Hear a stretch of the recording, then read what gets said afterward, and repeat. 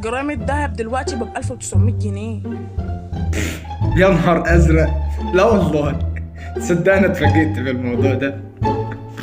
يعني انتوا اقنعوني انا مثلا ربنا رزقني بعريس اتنس في نظره كده وجه عشان يخطبني. انت ما تقوليش على نفسك كده، تقص في نظره ليه يا سيدي؟ ما تقوليش على نفسك كده، لا لا، خير ده نصيب ده. وفعلا عندك حق بس مش قوي كده.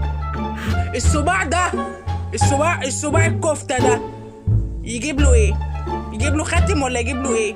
ده يجيب له غوشة اطفال عشان يفكر ان هو يجي يخطبني. ها؟ غوشة؟ غوشة ايه يا ماما؟ انت عايزة كاوتش تريلا؟ كاوتش تريلا وهيبقى صغير، هنشوف بقى من الحجم الدبل الحجم الكبير ده.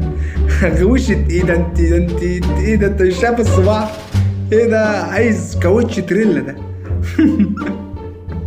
حنا هيقف يا سيسي. يخرب بيت ضحكتك، عسل عسل يا نهار ازرق. ايه يا بيه؟ ايه الضحكة دي؟